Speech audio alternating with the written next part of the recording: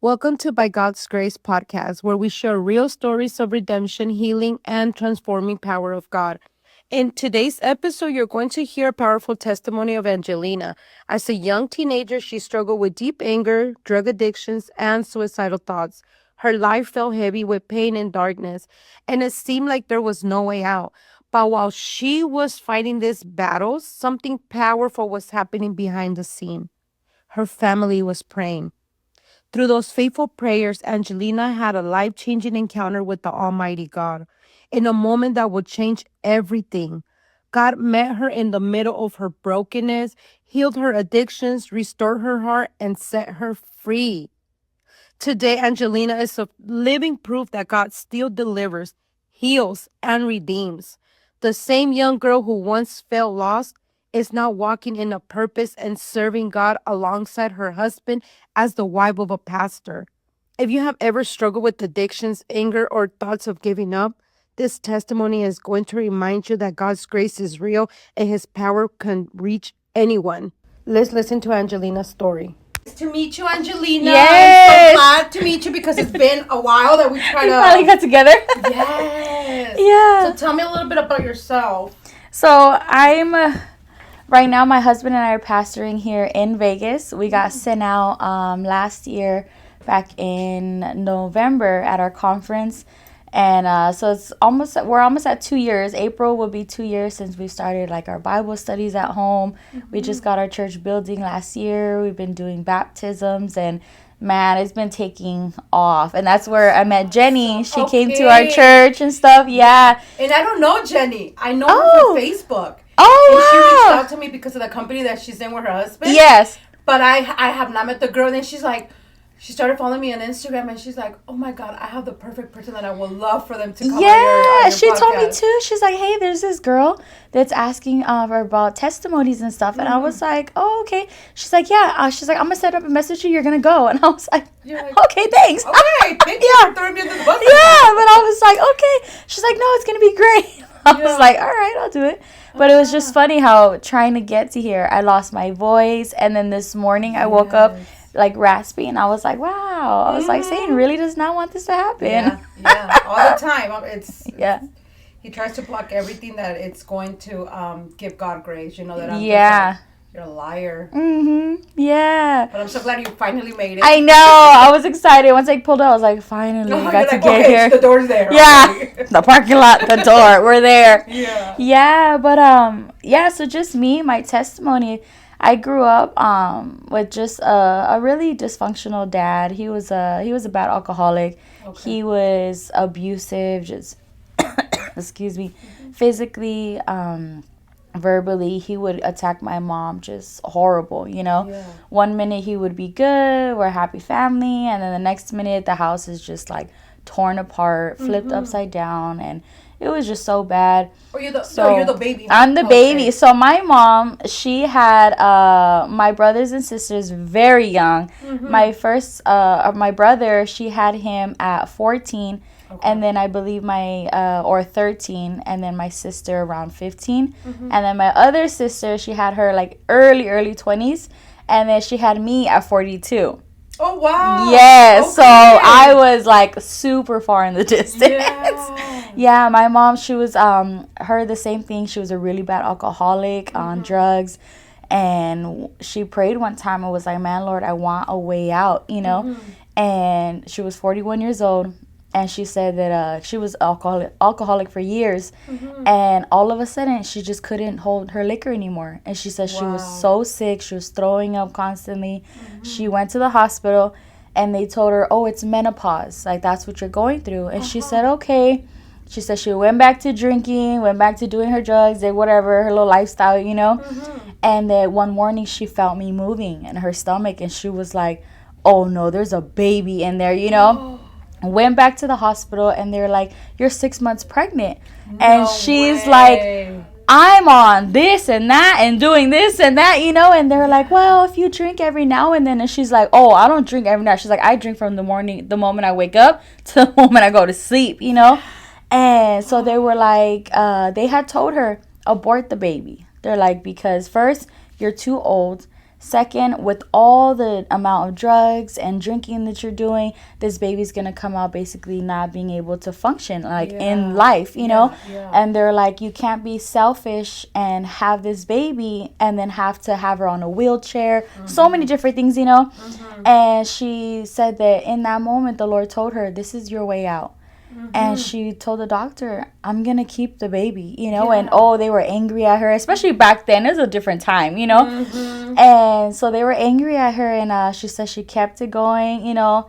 She didn't get saved right away, but, you know, eventually, she had me, and she had her encounters with God.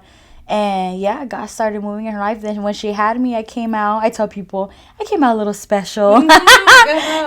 And I always tell people because it's like, you know, I see pastors' wives and I honor them, I respect them, and then sometimes I see myself and I'm like, dang, I feel like I don't fit the category, you know, like I'm so like, I'm just so out there like, hey, what's going on, and you know, but it just makes me laugh because my mom has always said, she's like, because you're unique, like you weren't even supposed to be here, you know, and so after that she got saved and she's been serving the Lord too. Powerful woman of God. She prayed that I would get saved, and I truly believe because of my mother's prayers, that's why I had my encounter with God. And what happened to your dad? He passed away when I was 13. So he was involved in just a lot of stuff, and he came from Mexico illegally, and he was into a whole lot of mess and stuff, and he was always saying, when I go back, they're gonna take me out, you know. And he did. He went back to Mexico, and I don't know about how long he even lasted out there, and my family came from my dad's side, came and told me, hey, you know, your dad died. And I was like, wow. And then the way they told me was they knocked on the door. I remember I was like 13 years old, and they're like, I was seeing my tia, and I was like, wow, I haven't seen you in like years, you know. And I was like, hi. And she's like, I just wanted to let you know your dad died and we buried him 4 days ago. And I was like, well, thanks, like, for the heads up, basically, you know.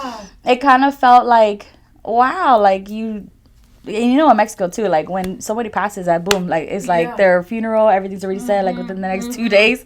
But I felt like so hurt, and I was like when man, tell me why not come to tell me? Yes, like, hey, the accident happened. And you know, I hadn't seen my father in years. The last time I had seen him, I was 7 years old. And he was still all messed up, and my mother finally had left him because he was just so bad, you know. And he had told me, you know, I'm gonna come back for you, I promise. And then I never seen him again. And then for my family to come and tell me, hey, he died, you know, it was like, dang, it was impactful, you know, especially at 13.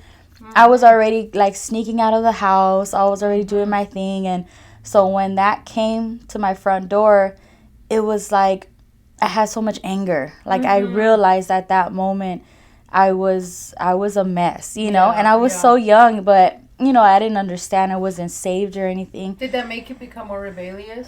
Yes, for sure.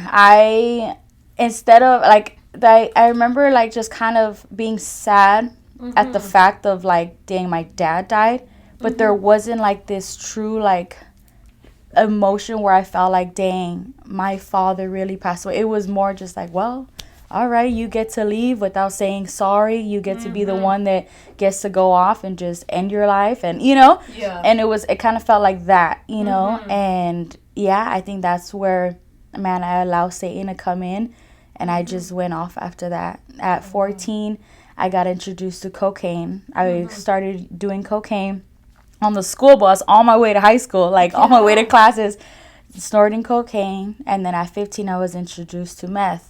And I started using that at a church service. Funny enough, yes, I tell people all the time, I said I started using meth at a church building. People are always like, how did that even happen? So I just, it's like Satan just knows exactly who to bring into your life, you know. And I was my mom wanted me to start going to church with her, and I did like the whole like church, I guess, in a sense, like vibes, you know, when it was like time for the decorating and like doing all that. It was like, oh, that's cool, that's fun, you know. But there, when it came to like, hey, we're gonna sit down, listen to the sermon, it was like, okay, well, I'm be over here, you know. Like I was always just like floating around, yeah. So there was never like that true connection. And I remember there was a group of people. They were they knew that I smoked weed already, that I was smoking cigarettes, drinking, like sneaking out, you know. And they were like, oh, we're gonna go get high in the alley, like, do you want to come? And I was like, oh yeah, at church, you know. While my mom's sitting there having a moment with God, there I was, you know.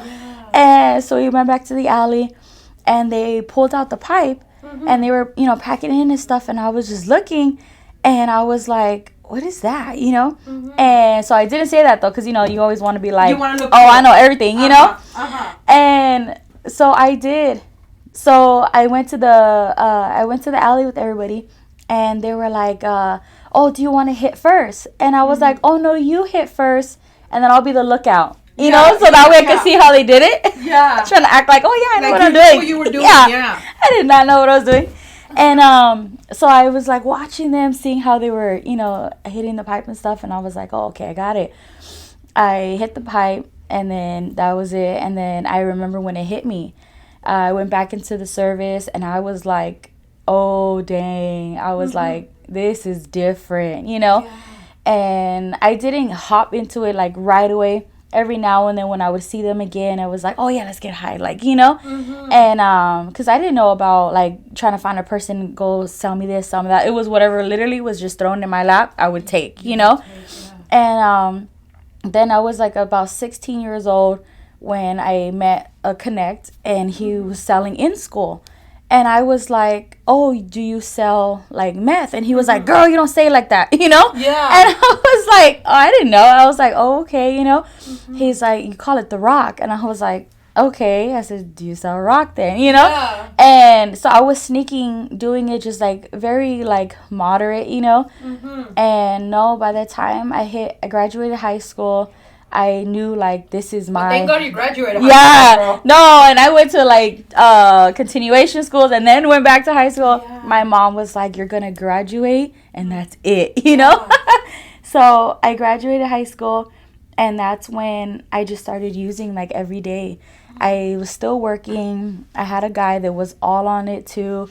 And that was the thing, was just, like, you know... with relationship, people say like, man, this is love, and it's like, no, it's just the familiar spirits that is what attracts you to that person, you know. We were both so damaged and like jacked up, you know. And so I being with him, it just influenced more of the drug use. It became every day, every hour, every 20 minutes, like every minute at that point. And by the time I hit 20 years old, I was homeless on the street. I had no job, no nothing. I was back and forth to the dope house, living in my car. I always tell people I had my beach front view in my place, which was living in my car. Yeah, I was in California. I grew up in Long Beach, California. I was born in San Pedro.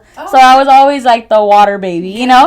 So moving out here, I was like, oh my Lord. Yeah, I was like, there's not even a puddle. Like, oh my God. So... it was a big change, but yeah, I did. I just got so bad. I lost myself, and what brought me out here was I ran from the police.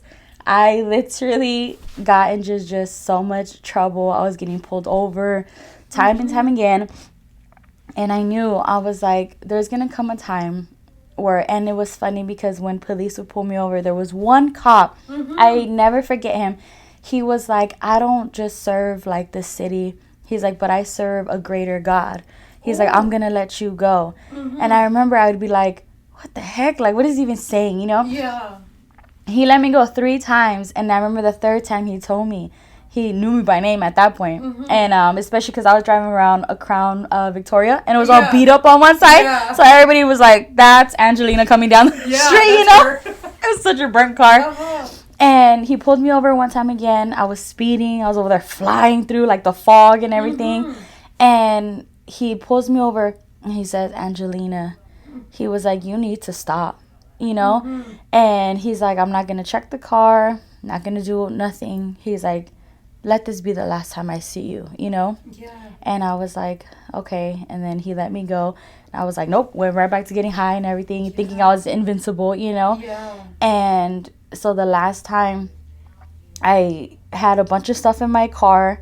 I had weapons, I had scales, bags, bunch of dope in my car, and I was like just already just so lost, you know? I was so deep into it that I was like I didn't care anymore.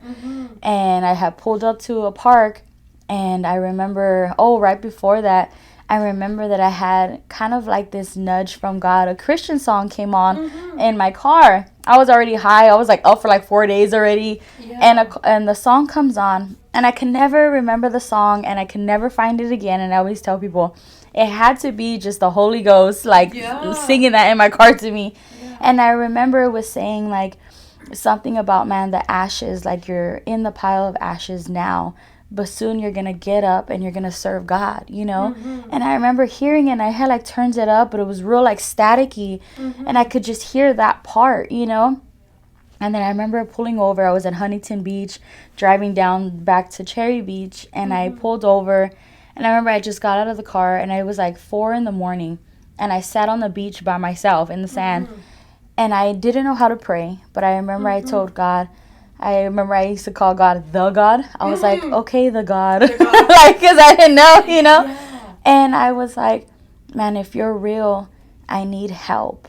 And I let it out. I was like, I have so much anger because everybody knew, like, don't start with her because then she won't stop. I won't stop arguing. I won't stop yelling. I won't stop. Like, they used to have a nickname for me was Chochi for Chola Chihuahua, just because I had eyeliner. And then I didn't care what size the girl was, the dude was. I would be just so angry, like letting everybody have it, you know? Yeah. And that's just like a Chihuahua. Like, they would go against pit bulls, like anything. They're so small. Yeah.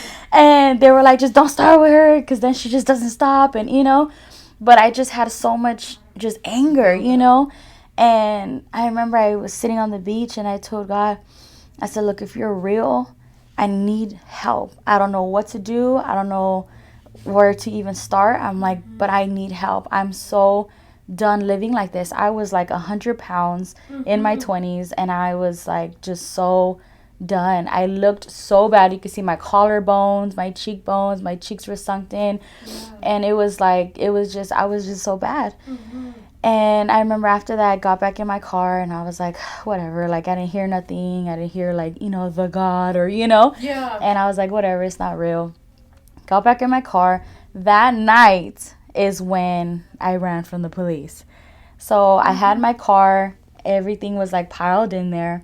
I went, and I met up with somebody, and I just seen where we were at. My car was parked right in the middle in front of like a restroom. So I went to the restroom to go get high. And then when I come out of the restroom, there's 2 police cars right next to my car, one on each side.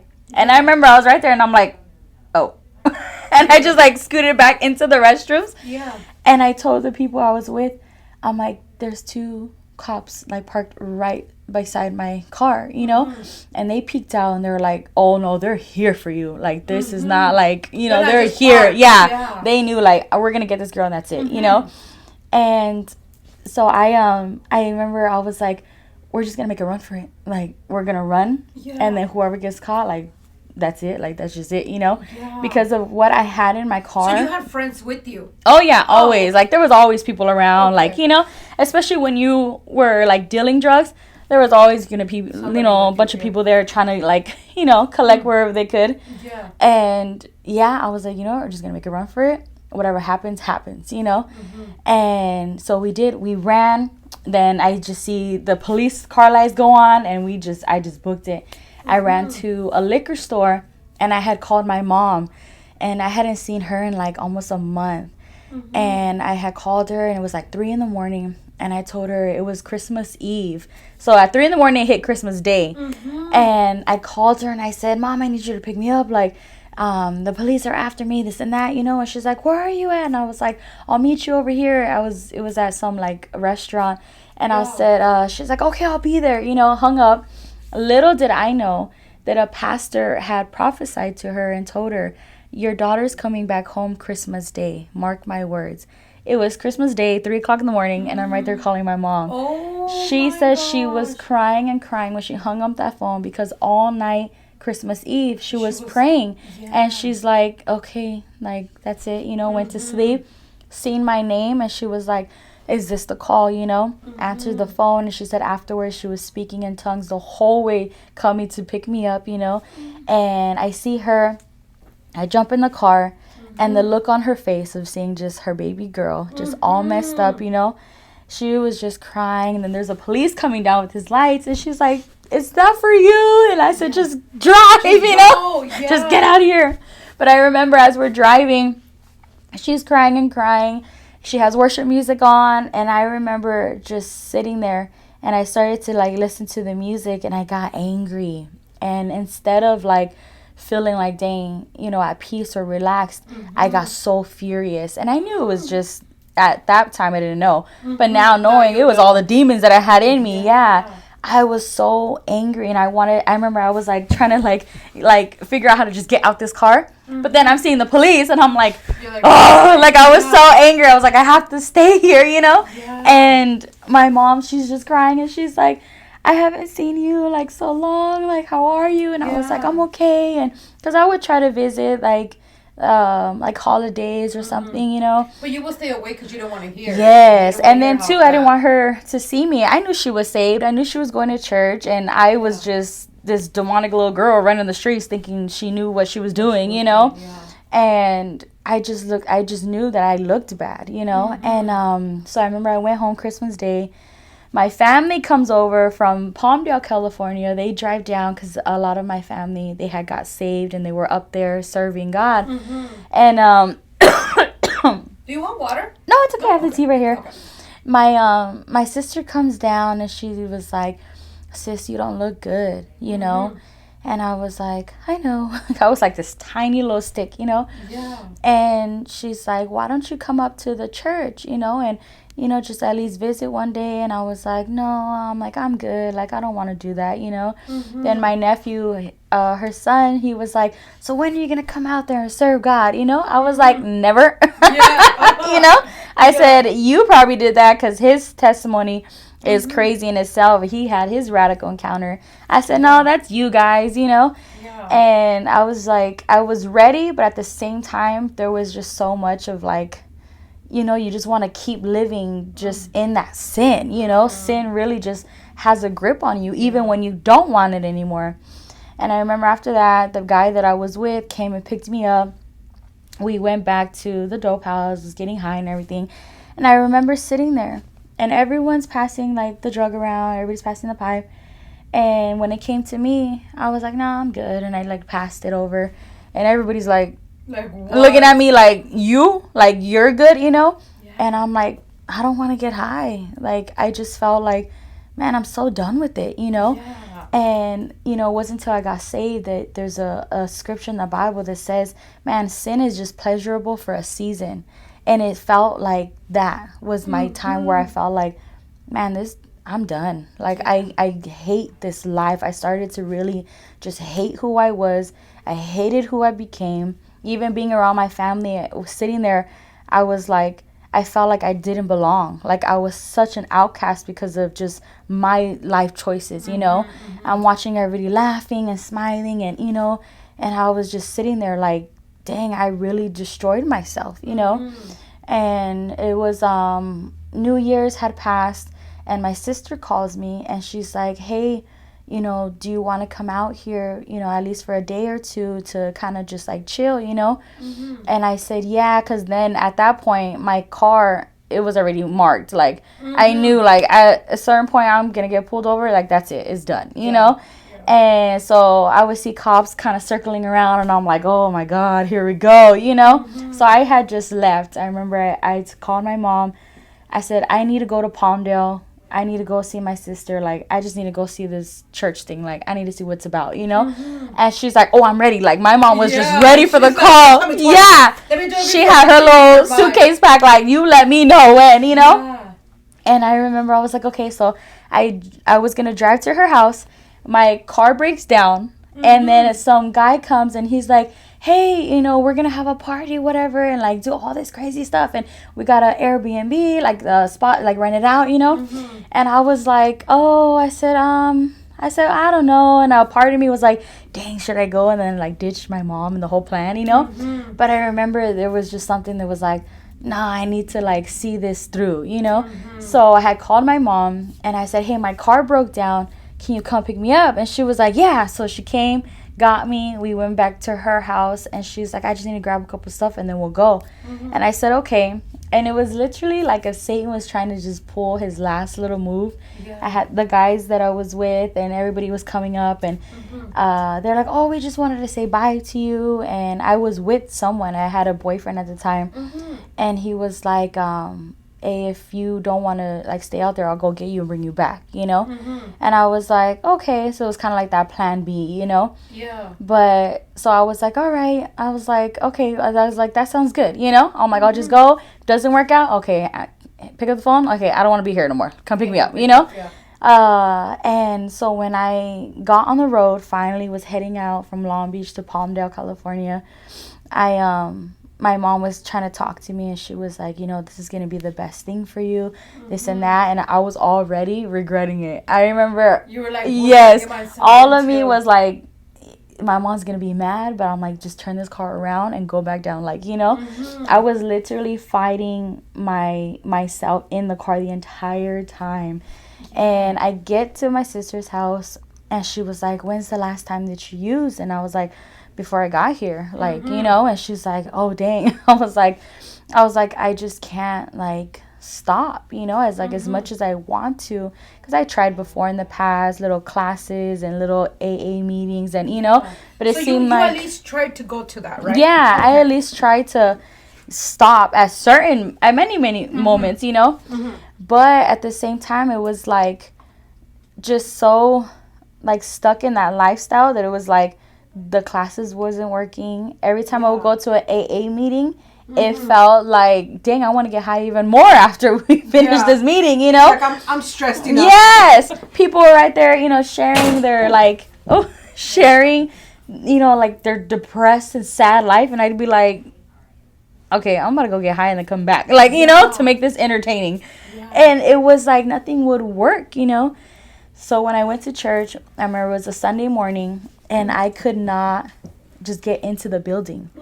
I was sitting outside and I was like, okay, Angelina, you need to get inside, And I just felt like, oh my God, people are going to look at me weird. They're going to, because I went in with ripped up jeans, a little crop top. Remember my sister gave me a sweater. She's like, put this on, Yeah. And I had just a black sweater on. And I could feel myself when I was sitting outside starting to come down from the drugs. And I was like, and I hadn't come down in I don't know how long, Yeah. I was always kind of just keeping myself up.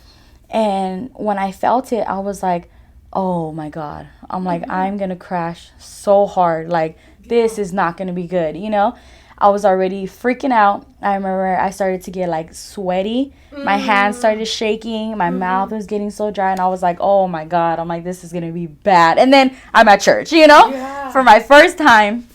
So I remember I walked into the building and I couldn't even sit down. I had to like stand in the back. And I remember my pastor's wife came to me and she was like, she's like, so what brings you in, Just trying to have trying to have a casual conversation, Yeah.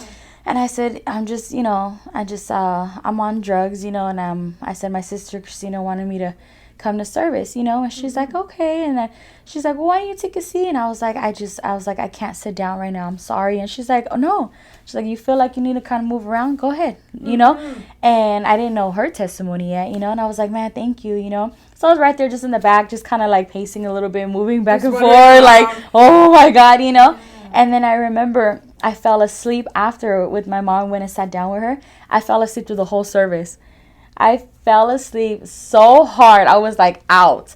And then I felt my sister shake me. And I was like, I woke up and she was like, I want you to go to the altar. She's like, they're going to pull an altar call. That's when everybody comes and prays for you. I want you to go to it. And I was like, oh. I was like, I don't want to go there, Yeah. I'm like, I don't even want to be seen, And so I remember I was like, okay. I said, yeah, I'll go. She's like, right now. I was like, no, I'll go like in a little bit. I was so bothered.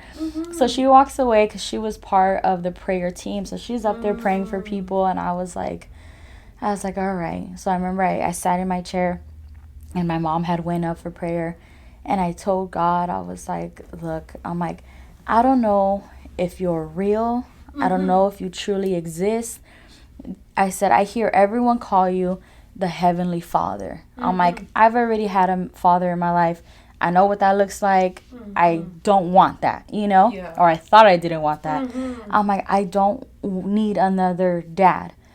I'm like, a part of me was so afraid that if this didn't work out, I like knew I'm gonna just die in my sin. Like that was it. I'm either gonna go to prison and then die because of my big old mouth, or I was gonna overdose one day and somebody's just gonna find my body. Like I knew death was just, that was it. That was that was just marked on my life.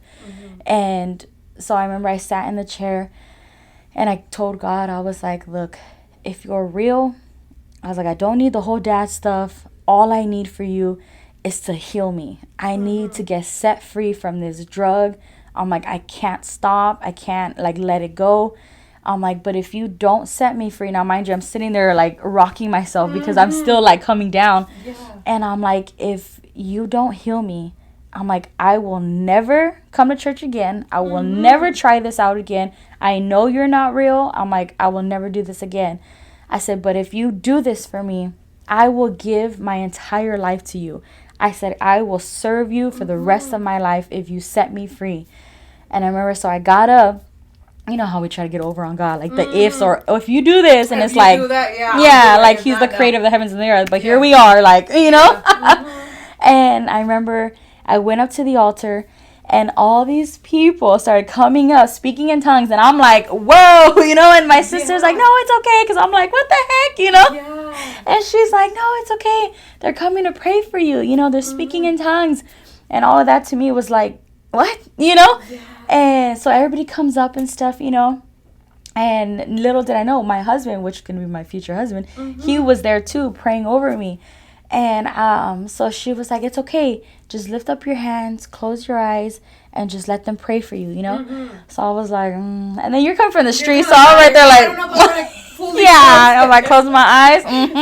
I was like, when I opened, I was like, yeah, no, Yeah. And I remember my husband's aunt, she came up to me because I was going to commit suicide that week before. I was like so done. I got so high.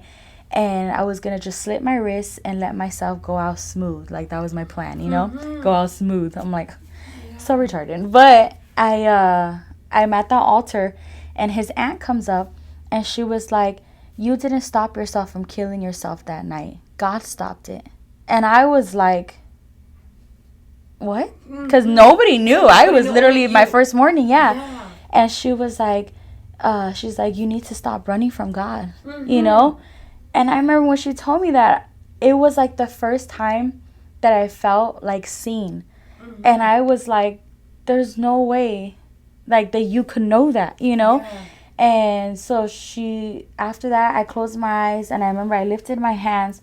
Everybody's praying for me. And it was like if I felt, the best way to describe it was like if I had like just a long piece of tape on me and somebody just like ripped it off. Yeah. I felt this sharp pain from like my gut. And I remember I went, oh, and after that, I remember I opened my eyes. I'm on the floor. I didn't even remember falling out. I opened my eyes, and I could feel like nothing. There was no shaking. The sweat was gone. Like, I wasn't tripping in my mind. And I opened my eyes, and I'm like, there's no way. Yeah. Like, there's no way that was it. Like, that's it, from 1 minute to the next, that I'm set free. So I sit up, and my sister, she's praying over me and stuff. And I'm just tripping out because I'm like, now I'm really high. Yeah, I'm like, now I'm really high because there's no way, And after that, I was like, just like tripping out on myself. And I went back to my seat, and I was like, is that it? Like, am I really set free, And I remember I just was like, waiting to see, like, am I going to start shaking again? Am I going to start feeling like the come down? Nothing. I felt absolutely nothing. And I was like, there's no way. And I told my mom, she's like, how do you feel? And I told her, I'm like, I feel, yeah. I was like, I feel clean. And I hadn't felt that way in years, you know? And I was like, I couldn't explain what the heck was going on. Then I remember my pastor's wife came and she was like, you know, how do you feel and stuff? And I told her, I'm like, I've never felt like this before, you know? And one thing she had told me that stood with me for the rest of my life was, she's like, protect it, you know? And after that, I was like, dang. So after that, I have been serving God now for 8 years, sober. Going January will be 9 years. Every January is just another year of just salvation, sobriety, you know? And ever since then, that has always stood with me, was just protect your salvation. That was my biggest thing, was like, protect it, you know? And yeah, so after all of that, and you distanced yourself from like everybody. Oh yeah, I never went back down. I left my clothes, left the car, left everything. I was like, I knew, like, I'm not even going to chance going back down there. I left everybody, even the guy that I was with. I like just threw my phone away. I was like, I'm done. Like, I'm done with everything. Yeah. And after that, I just started serving God. And people laugh because I tell people, you know, when they say, oh, I don't feel like going to church, I was in church like every single day. And our church was like a little more like old school. We had Sunday service. We had Mondays for like the women. Tuesday was like outreach. Wednesday was our night service. Thursday, I don't think everything was Thursday nights. Then Friday night was Bible study. Saturday outreach, and then back to Sunday service. It was like, and I was there like every single service. I was like, no. Because to me, it was like, how am I going to do drugs 24/7 every single day and then not want to be in church the exact same way that Satan had me, you know? And so that was my thing. I was like, no, I'm gonna be at every service. Like, I knew that I just needed God, you know? And little by little, just serving God, man, things started to come off of me, like my anger, the way I would just think about people, the way I viewed even just men, you know? That was one thing that the Lord had to help me on. Even when I started dating my husband, and he's the pastor's son. So I remember at first I was like, oh, we ain't gonna do the pastor's son. No. I was like, I'm the little ghetto girl coming into church, you know? But my husband's testimony, man, he was raised in church, and then he left. He got into a gang, he got into drugs, drinking, did his whole life, and then came back and served God, you know, fell in love with God. He was preaching and everything. And I remember when I heard his testimony, I was like, man, that's what I want. You know, I want someone that understood like that lifestyle, but just even more so is like, man, I'm going to serve God for the rest of my life. You know, I wanted to feel like, and I didn't know that I was praying directly for him, but I remember I was praying and I was telling God, man, I want a man that's going to protect my salvation too. That's going to know I can't entertain anything, you know, too close to the world where it's going to cause my wife to be the one that slips, you know. I knew that I wanted someone that was so secure in God that I knew we are going to stay in this for the rest of our lives, you know. And then little by little, my husband and I, we started dating. And I remember it was just so funny for me because I'm like, little did I know I was ever going to marry a pastor's son, you know. And then little, even more so, was like pastoring, you know. I knew like my husband had that calling on his life, and he would be like, no, I'm never going to pastor, you know, and people would prophesy it over him, like, you're going to pastor, and people would tell me, you're going to be a pastor's wife one day, you know, and I was like, oh, I was like, I don't know about that one. So then when me and my husband started dating and stuff, I was like, oh no, I'm like, I was like, oh no, I was saying this, you know. But man, it has been literally exciting, like serving God. Of course, it gets hard, you know. In the world, you can say yes to everything, and then in Christ, you got to say no to a lot of stuff, you know. And man, when you start to deny your flesh, it's not the easiest thing to do. And use self-control, you know. In the world, you could just live however you want to, you know. And one thing for me was like, man, I would hear people say like, you know, about serving God, like, well, then I can't do this and I can't do that. And to me, it's like once you fall so in love with God and you realize what he's done in your life, it's not the whole I can't anymore. It's I get to do this. I get to serve God, and I get to be holy. I get to be clean, you know? It's not the whole I can't do this, I can't do that. It's like, no, I get to do this and be pure before God, you know? And I think sometimes, like, people, like you said, we think that it's hard and that we have to change our ways before the Lord. But I'm like, the Lord literally starts changing you. Like, he starts removing the desires of your heart that you had for the world. Like, Yeah. it's just like, me, I had a big problem with reggaeton. Yeah. I grew up in reggaeton, so it was my jam. Yeah. And then I used to, my husband's brother was a big Christian, like, you know, him and his family. But I was Catholic, so I had no idea. My parents used to make fun of them, but like, I knew those hallelujahs and this and that. Oh, that's funny. So I had no idea what it was, right? Yeah. So when I went to a church, I got hit with the Holy Spirit, girl. I did not know what that was. I could not move.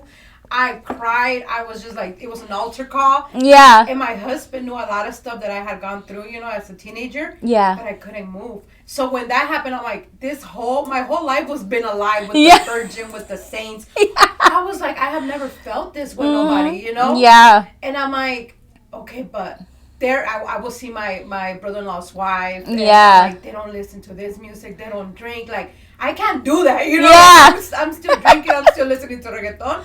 Yeah. Out of nowhere, I didn't even realize when I didn't like that music no more. I would listen to it. The way God started stripping all these things off. I started listening to it, and I'm like, ew, that's disgusting. Like what they're saying? To listen to this? Yeah. So every time I hear people like, no, but it's because I like this, I'm like, girl, God will take that away from you. That you won't even realize how fast He takes things away from you. That don't please Him anymore. You know? And I'm like, exactly. Yeah. Like they say, the Bible, darkness and light, they cannot go together.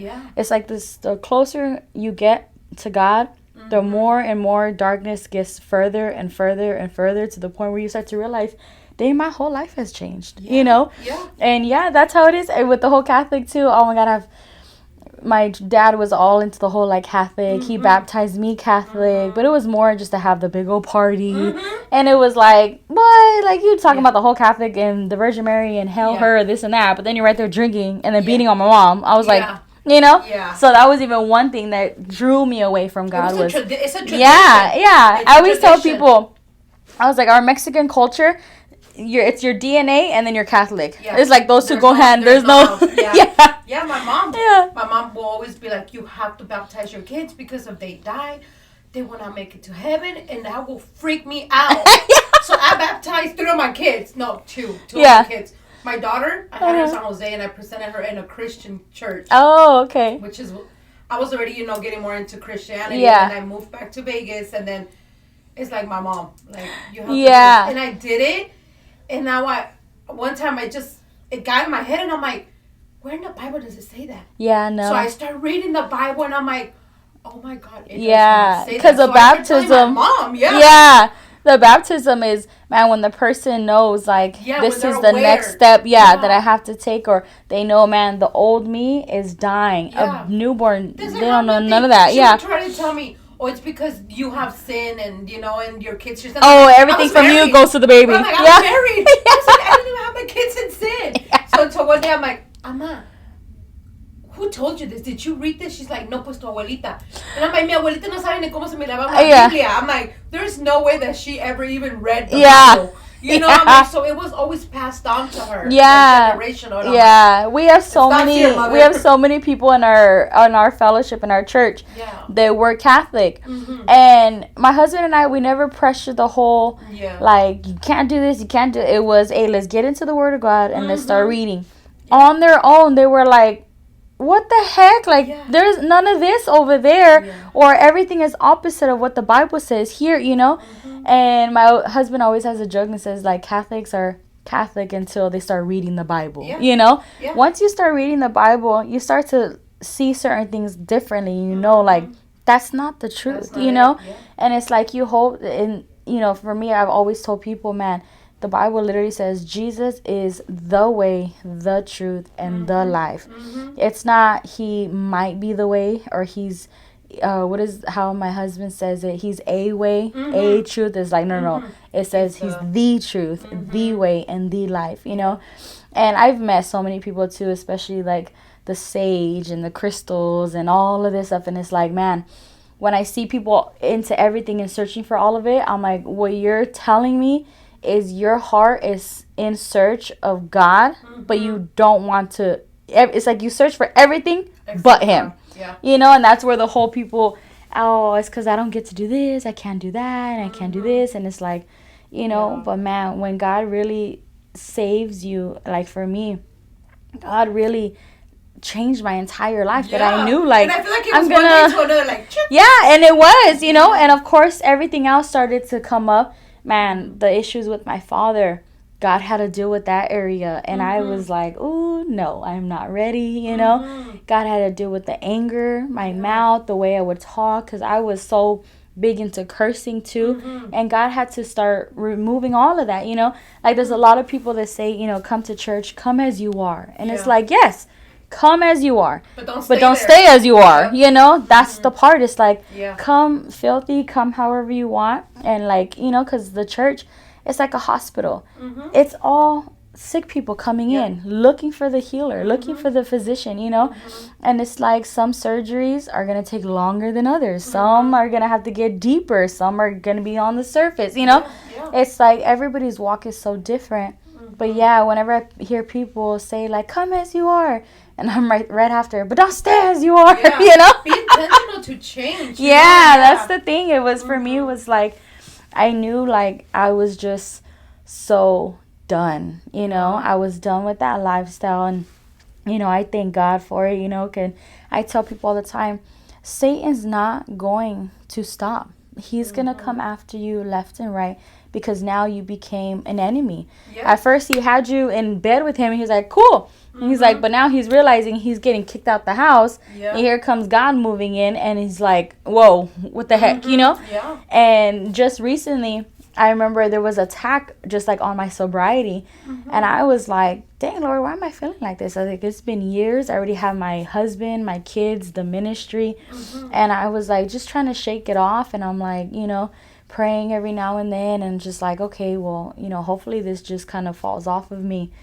And then I went to Walmart. I literally opened my door, and there was a fat sack of meth on the floor. And I remember I literally, I'm looking at the bag, and I get back into my car, and I shut the door, and I just start laughing.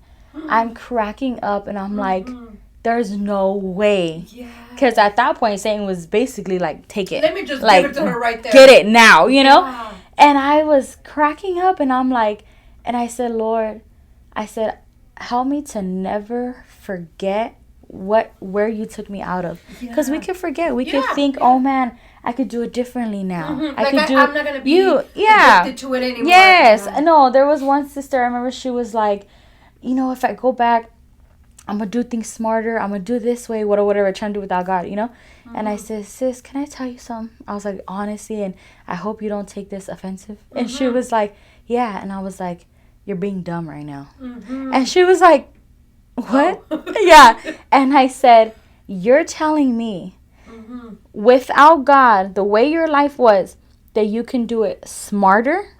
And she was like, well, yeah, you know. And I'm like, repeat that again for me. And she was like, no. She didn't want to. I said, girl, and then mind you, I said dumb too, because I know her very close, you know. I said, girl, I said, we understand where we were without God, and now you're trying to say, well, I could do things different, I could still live and have that lifestyle but still be in church. And it's like, no. If that's the case, you know, like there's a scripture, how does it say, like, to gain the world and lose your soul?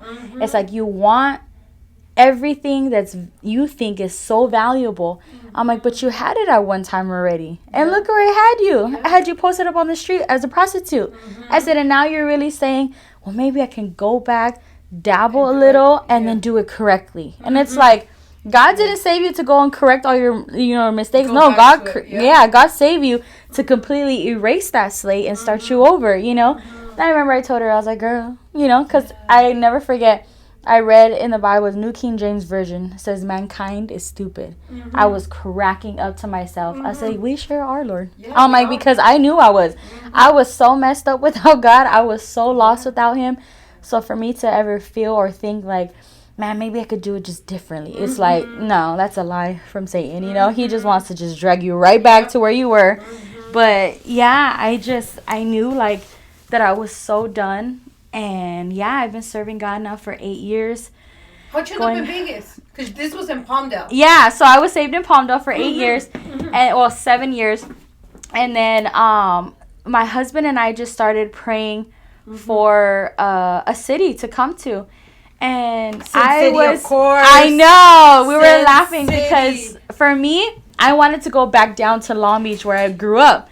So I was like, maybe we could have a church in Pasadena or start a church in Compton and get like crazy with people, you know? Yeah. Or like start, you know, I was like, just go down closer to where I came from.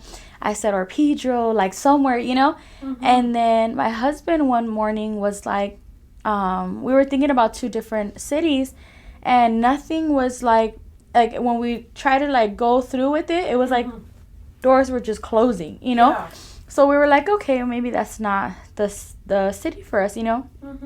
My husband one morning, he was like, have you ever thought about Vegas?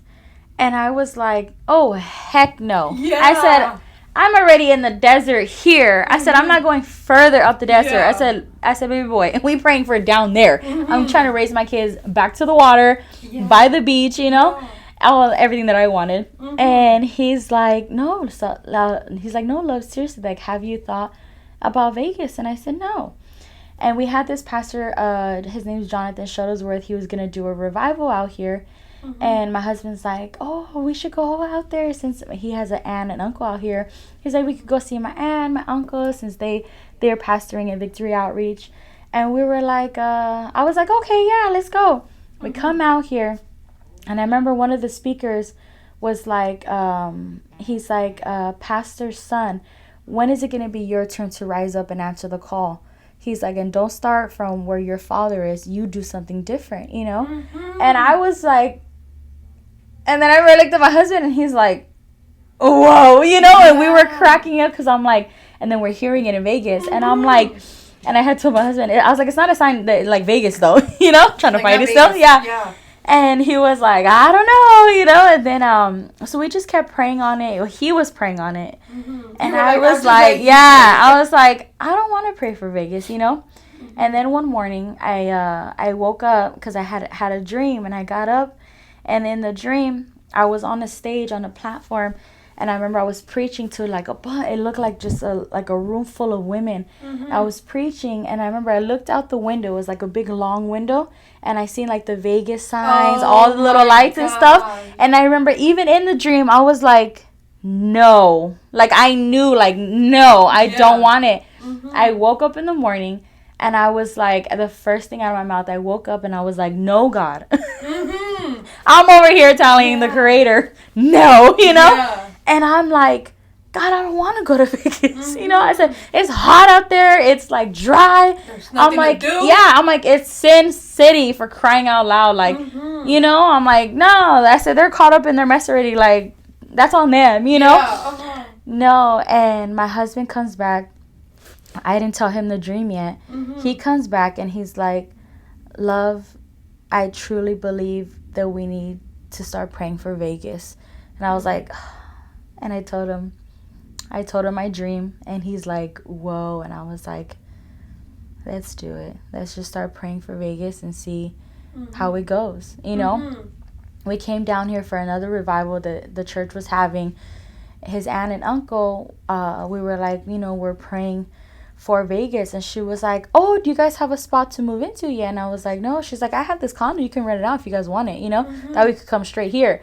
And I was like, because every other place it was like seeming like too many doors were closing, and then here like, hey, yeah, we have a 2-bedroom condo for you, just come in, you know? And I was like, no, you know? And then we go back, we talk to our pastors too, and we're like, man, Vegas is really in our hearts. And my pastor, he was like, wow, Vegas. And he was like, I see it. I see that, you know, and I'm like, oh, I'm like, don't agree with it, Pastor. Come on, like, we need your, like, yeah. I wanted you to say no. Yeah. But my husband, man, there was something in his heart that shifted one day. And I had prayed and prayed for, because he had been serving God for 13, 12 years before we came out here.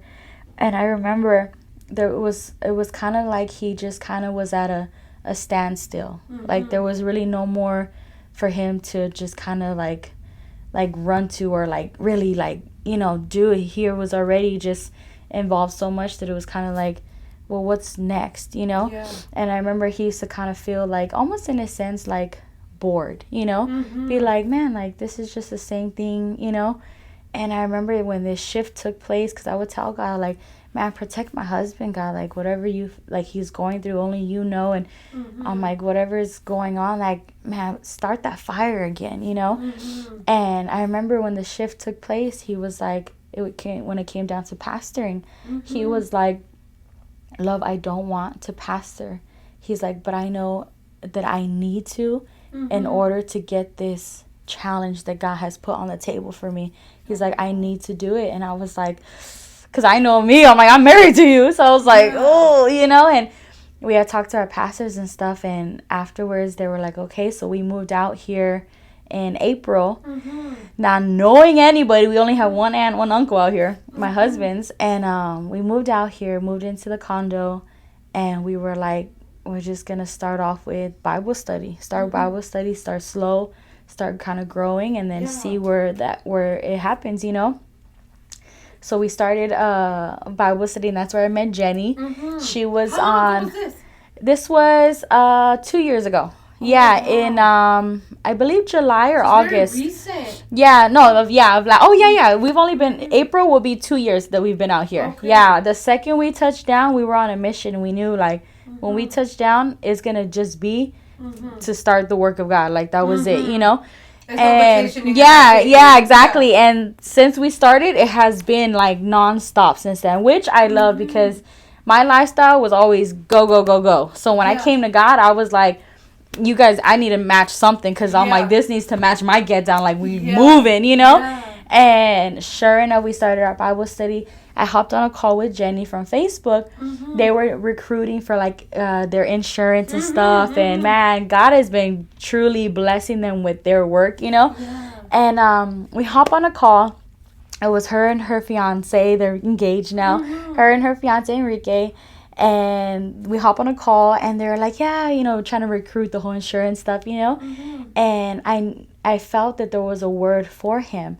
And so he was like, what brings you down here? And I was like, I'm glad you asked, you know. I was like, yeah. So I told him my testimony, and I had told him, and I remember the Lord telling him, like, you've been doing it alone, and it's time to stop now. And I told him, I said, I don't know you, you don't know me. It was our first time on video chat. Jenny's right there crying on the FaceTime. And I said, Jenny but God, knew the Lord before him? Or so she had already been praying that he would start going to church. But her too, all she knew was Catholic churches. And but she says, she's like, man, I would sit there and be like, what the heck are they even talking about, you know? Or she would be like, I would be so sleepy, like just sitting there wanting to go to sleep, like, you know. There was no like connection yet, but her heart knew, like, we need to serve God. Like, there was a pull from her, which was from God. That was saying, like, man, it's time, you know. So she would pray, and he would laugh. He makes us laugh, because he said it in his testimony. He's like, yeah, I would tell her, like, yeah, you go, like, go ahead, go to church, you know, I'll be here, you know. And she would be like, no, I want you to come with me, you know. And I had told him what God was telling him, and speaking to him, and telling him, like, it's time, you know. And we invited him to our very first Bible study. We had another couple come too. So we just had 2 couples for our very first Bible study. And then it just started growing. So we started with 2 couples. Now on Sunday mornings, we have around 21 to 22 like adults with kids and stuff. So awesome. We've been slowly growing. But Enrique and Jenny, they make me laugh, because they're like, we were calling to recruit her, and then they're like, and then she came and the Lord came and was like, no, it's time to recruit you guys. And after that, man, God just started moving in their relationship too. You know, you could see, like, just the change. You can see them just happy. I always tell people, when you serve God, there's a difference between just happiness and then joy. Yep. Happiness, that fluctuates. Somebody cuts you off, you're done for the day. You're like, they're like, beep, beep, beep, and, lost your whole joy. Lost your whole happiness for the day. But then when you have joy from God, it's like you get cut off and it's like, oh, it's like, man, whatever.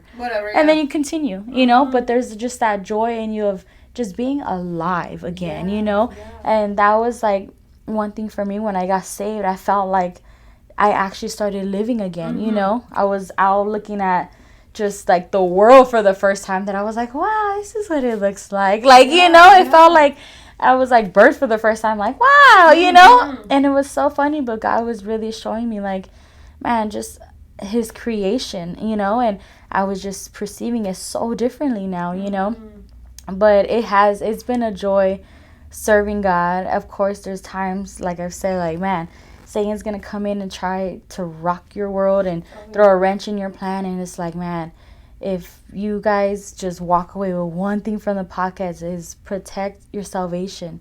That has been my thing, is every day I'm like, man, Lord, I thank you that you are for me and not against me, and you walk with me. I pray over my kids when they go to school, and because the world, it's getting worse. It's scary. It is so bad out there. And I tell people all the time, protect your salvation. That's gonna be the best advice anybody can give you, is just protect your salvation. And but I'm excited. This Saturday I'm getting together with all our women. I'm going to be preaching for our women's discipleship. So, and it's funny, just with the dream every now and then when I preach. And it comes back to me, and I'm like, I feel like when I'm getting ready to get on the platform, God will remind me of the dream, and I'm like, I get it, Lord. I'm like, I get it. I'm in the window. I'm like, give me the big window now. I'm like, I get it, Lord. You were right. At? We're right here on Desert Inn between Maryland and Eastern. It's New Hope Ministries, Las Vegas. New Hope Ministries, Las Vegas. Yeah. And you guys have your church day on Sundays too? Yes, Sundays. Yes, Sundays at 1 p.m. in the afternoon. Okay. Yeah, so we rent out our space right now. So there's a church service in the morning, and then our church service in the afternoon. Oh, okay. So no. Yes, yeah. So for those people that love to sleep in, I'm like, we don't start till 1 o'clock, so you can make your way on in. Yeah, but it's been good, just God's been sending me. I always tell the women, my crazy girls, because a lot of them, they hear my testimony, and they're just like, dang, and it's like, it's powerful. Yeah. So when women tell me, like, I can't do it, I'm like, girl, if I could do it, you could do it too. Like, no, strap up your boots, let's go. Like, you can do this. And I'm loving that, man. I could see all the women in our fellowship, like, God is really restoring them. I have sisters that came in, man, at first just kind of back and forth with each other, and now they're right there hugging on each other at outreach. Okay, bye sis, love you, like, and I can see God just restoring that. I have a mom and a daughter coming in, and it's like, man, just seeing what God's doing in everybody, but for me, my women, I'm like, I'm grateful to God that he first would just see me fit to carry on a ministry with my husband, and for my husband, man, to pastor our church, and it's one thing, hard being a pastor's wife. It can be, just because of all the juggling around, like, you got this and this and that, but at the same time, it's like, what makes it so worth it is when you see women breaking down at the altar, when you see women coming in and they're so full of joy. It's like everything else just does not matter. It's like, this is what it's for. In the world, I was teaching people how to get high. So now in Christ, I'm like, I'd be a fool not to make disciples, and then make disciple makers at that. And it's like, man, it's amazing to see, like, my husband, like, I tell him that he's my favorite preacher, and I don't say that just because he's my husband, but he preaches with just such reverence for God, and it's straightforward, and sometimes it's like, man, and not to talk down on any churches, but you go, sometimes we would visit churches when we first came out here, because we didn't have our building yet, so we wanted to keep church still for Sunday mornings for us, and you would go, and There was no speaking in tongues, no Very watered no deliverance. Hey, you got this. Encouragement, you got it. And it's like, that's good, of course, for a time like of encouraging words. But when it's every single service, there should be some type of this is what's wrong in your life. You should produce some type of conviction for people where they know, man, I want to honor God. I want to live pure, And that's my husband. When he preaches, man, you can feel the Holy Ghost come into the room. And you'll see some of our people that just start crying during the service. And they tell my husband, they're like, man, when they first came, like, when I first heard you was like impactful, And yeah, that was one thing that me and my husband were like, man, we're gonna speak the word of God. And of course it's gonna hurt. There's gonna be friction. We've all gone through it, When I got saved, man, there was certain preachings that I was like, oh, because I knew it was like, this is going to produce some type of fight that I have to get over, And, man, and to see where I'm at now is beyond me. There's times I'm like, I would have flipped for something like that, or I would have been in jail for something like that. Like, and to see my husband too, it's like, oh, yeah, to see just God's glory all over it, And yeah, I'm just so excited for our church. I know God's got so many plans for us. We're barely going on year 2. We had a big invasion at one of our parks. We had like over 90 people come out, like families and kids and all of that. Awesome. We did raffles, giveaways, and so many people. ¿Cómo se dice that word? Like, united. Yes. Yeah. Oh, yeah. And then that's what we miss on churches nowadays. They're so big. Oh, yeah. They're so big that it's like very hard for you to have a relationship with your pastors because they don't know who you are, even though you've been attending for years, Yeah. It's something that I see a lot of people, and I think that disconnects a lot of people from going to church. Yes. Because they feel like they're just stuck in the same place. Yeah. They're not seen. And that's one thing is our church, I don't want someone to ever feel like they could just float in and float out and no one will notice. Yes. No, one sister, she came for her first time. She never came back. And I had texted her and I said, hey, I just want to check in on you, whatever, how's it going, this and that. And she was like, is this Angelina? And I said, yeah, this is the pastor's wife, And she was like, wow. She's like, I didn't know you had my number. And I said, yeah, I got it from you before you had left. And she's like, oh, that's right. I said, I just want to check in on you because you didn't come back. I said, I want to make sure everything was good with you. She had came back to service. And she was like, man, I never, like, no one's ever reached out like that. Like, she's like, I visited thousands, she's like 100 churches and, just went in, went out, and that was it, But one thing for me was like, man, the first time that I felt seen by God, I fell in love with that feeling, And that is one thing that I want to produce in our church. I tell our women all the time, you don't know who's going to come in so broken, so damaged, literally on their last straw and just wanting an encounter with God, and then they see your face coming in full of attitude. I'm like, what do you think they're going to do? That they're going to want to serve God? That they're going to look at you like, well, dang, if she's right here throwing a fit, like, there's no hope for me, I said, but man, if they walk in and they see everyone, man, ready to greet them, take a seat, do you want coffee, do you want that, they're going to feel like, my God, like, I belong, and that's what people need to feel is that they belong to God, and but I'm excited. There's just so much like of our women, like, man, like there's a new couple that had came, and right away our people, hey, how's it going, and it was just so good because at first it was just me and my husband having talk to this person, talk to her, and now a lot of our women just separately going and talking to everybody and making sure that, and our church, is a street ministry. We go into the streets. We literally just last 2 weeks ago, a woman put out a gun on us when we were doing outreach. It was so funny. Oh my God. Our people were so shocked. They were like, what the heck, after it happened. So this Saturday we had went out to outreach again, and the guy on the in one of the houses, because we'll just like knock on the door, invite someone, or we'll put the flyer on the door, you know. Whenever we see like a bunch of like the gates, it's like, okay, you obviously don't want visitors. We're just gonna slide the little flyer right here, you know.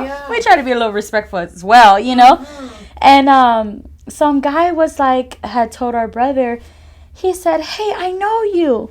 And our brother Edwin was like, this is my first time ever knocking on this house, like ever seeing you, like, what do you mean you know me, you know? He's like, yeah, you guys were on video on the Facebook page for our houses. So I guess the lady posted up the video. So I hear banging on a window, and I'm like, okay, I'm trying to look around because we're outside on the street, you know? And I'm like, where is that coming from? Like, I could just hear boom, boom, boom, boom, you know? And then one of the brothers, he was like, I think it's the lady over there. And we're trying to look under because it's like a big old tree. And then my husband and another brother, they're walking up to the house. And we're like, okay, well, we'll just let them do it, you know? And because at first I'm like, is it a kid or something, you know? And we just hear screaming and yelling. And I turn around. Right there waving her gun like, oh, like, how dare you trespass, whatever.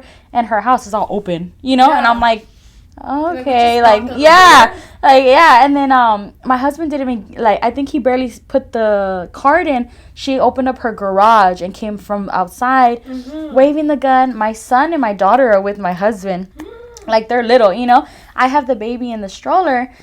And so I'm walking across the street because I see her getting close to my husband. And I'm like, okay, homegirl. I'm like, you better chill. You know, I was like, I will slap you with the Bible. And I was like, what the heck? She's waving her gun. And she's like, how dare you come? This and that, whatever. She goes back and, you know, she throws her gun into the house. Her dogs come out running out. And my husband's like, just showed his gun. And he's like, you're not the only one that's strapped, you know. She flips and is like, you're bringing guns to people's houses. And I'm like, and he's like, you're the one that ran out here waving a gun in front of my kids. Like, he's like, you know. And then at that, it's like you see a bunch of like, and then to our group, which is a bunch of youngsters, and then kids, and then my husband and me, you know. We did not look like a threat, homegirl. I was like, you know, like, I got kids. Yeah, she's out here like, you know, waving her gun around. And yeah, my husband like picked up his shirt and he's like, you're not the only one that's strapped, like. And she's like, you're bringing a gun to someone's house or whatever, like threatening, you know. And he's like, you came running to us, like we were just putting a flyer on your door. And so she comes and grabs her dogs and stuff, and she's like, you're trespassing, whatever, you know. My husband's still on the sidewalk. He's like, well, technically right now I'm not, you know. And so she was just like, she was like crazy, you know. So we were like, just get back in the house, like, it's okay, you know. My husband's like, oh, I hate this girl. So he just started walking away because he's like, I'm not gonna say and entertain this either, like, you know. You want to come to church, okay. And then she's like, what is this even for? And my husband's like, I'm trying to invite you to church. You know. And we all just started laughing because he's like, you know. And we were laughing. And yeah, so this Saturday went to outreach. The guy, he was like, she posted the video saying, beware of this. People posted up our flyer for us. Was like, they're coming to your door, they're, you know, all ranting, I guess, on Facebook, you know. And everybody that commented was telling her, how dare you go throw around a gun with kids down there? Because my daughter, she's 5, and then my son's 3. They're little, you know. They're like, you ran outside on a family waving around a gun. Like, so many people were against her and telling her, like, in the video, they're like, he's not banging on your door, he's not right there. Like, he literally went to slide the card in, and then he's there. They're like, you could have just let him walk away. Like, that was it. There was no, like, you know. And so she ended up open the door. Yeah, exactly. Right, yeah, like, come on, you're going to church. No. And so they were like, yeah, she posted a video. They're like, she took it down because they were all like, we were so against her. It was not for her. And he was like, man, he's like, tell your pastors.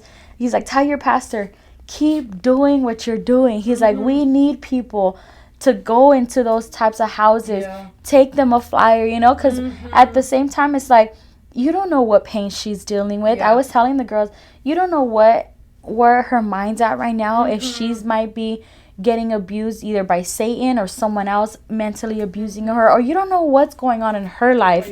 That was her reaction of, I said it was probably just the demons in her saying like, heck no, not this house, like I got this house covered, like don't even try, but it was just so funny. They were like, the video got taken down. She like, and it was so funny that we're like, wow, she said she advertised for us, because our whole community, that whole community has like 300 to 500 followers or something like that. So we were cracking up. You have it on Facebook? My church page, everything, okay. Yeah, and then you we have our flyers with you? Yeah, I have a couple on me too. If you do, we could leave them here because you never know, bro. Yes, yeah. Yeah, we have our website, nhmlv.com. We post up all our videos of our baptisms, the park stuff we do. But yeah, it has just been so like adventurous since the second we got here.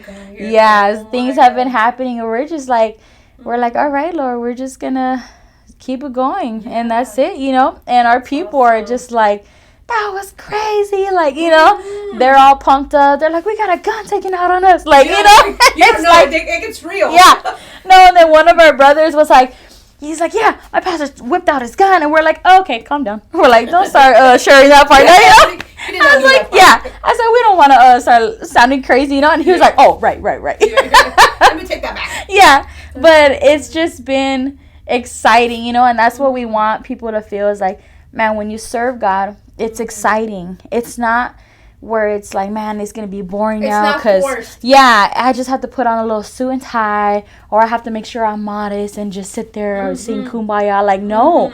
The same way you were running with Satan, stubborn, hard-headed, use that for God's kingdom now. Hey, you want to be stubborn? Okay, don't take no for an answer on somebody's salvation. Get them to church then, And it's like all of that.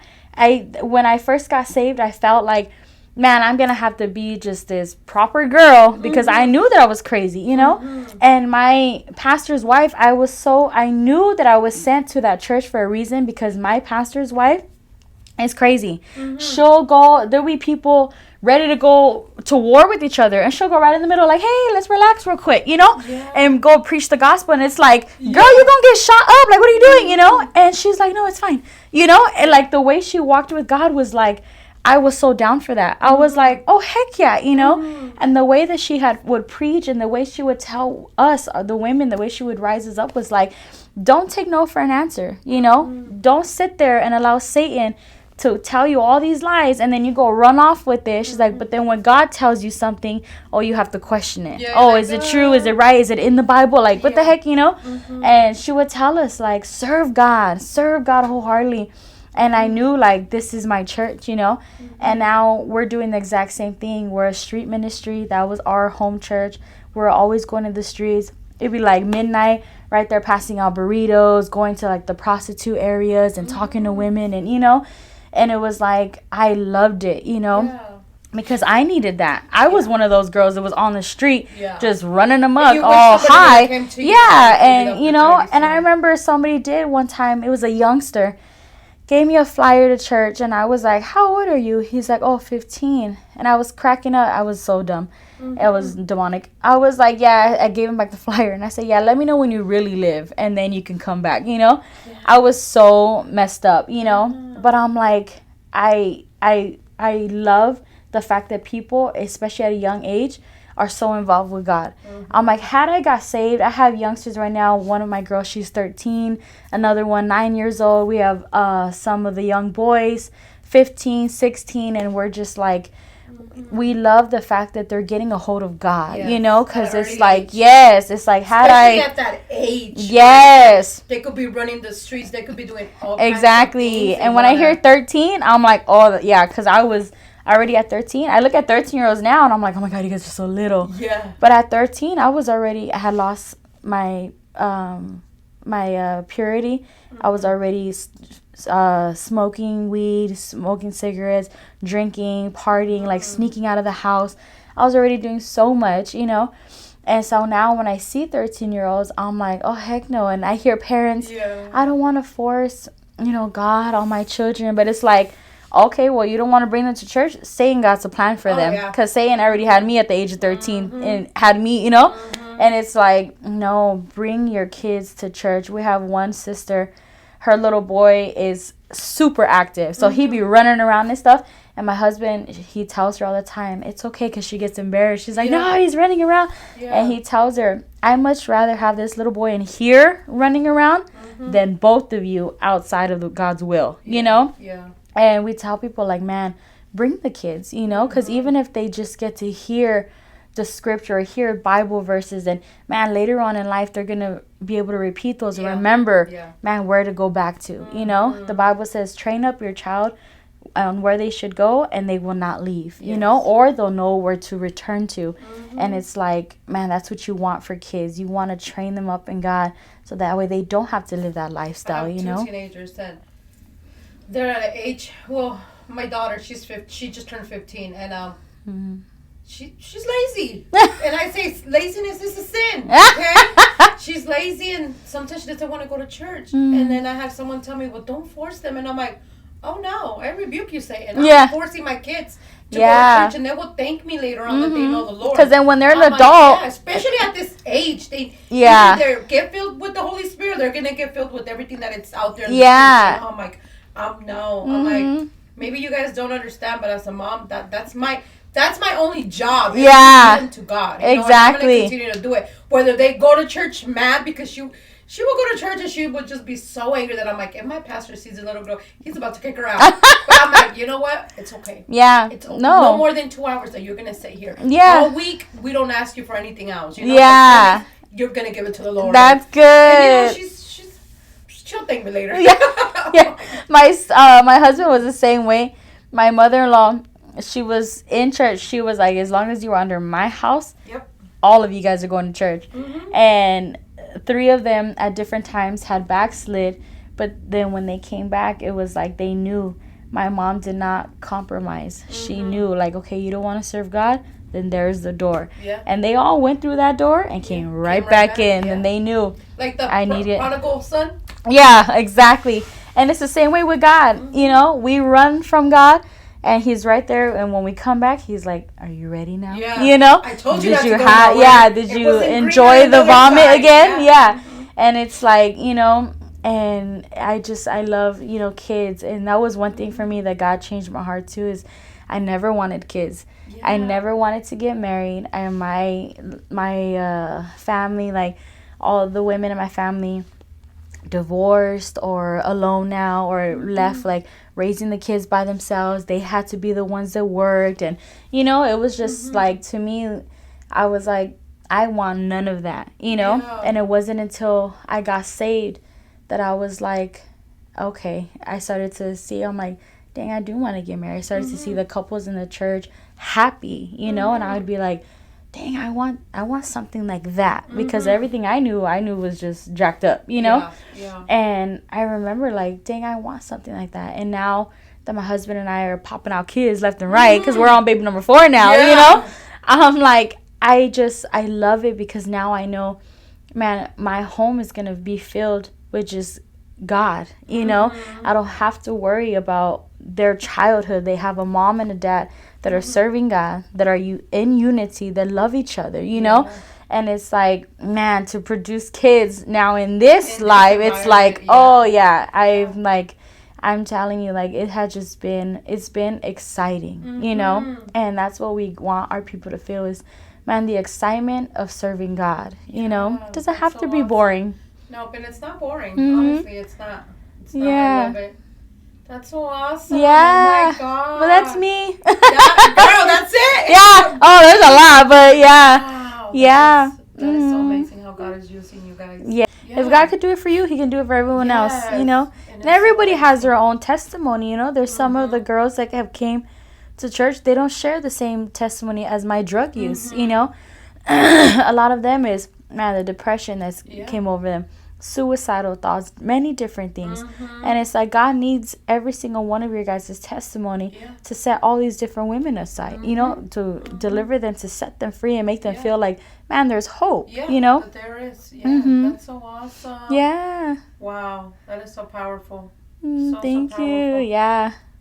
Thank you so much for sharing your testimony with us. It was so amazing. Yeah, thank you. What God is doing.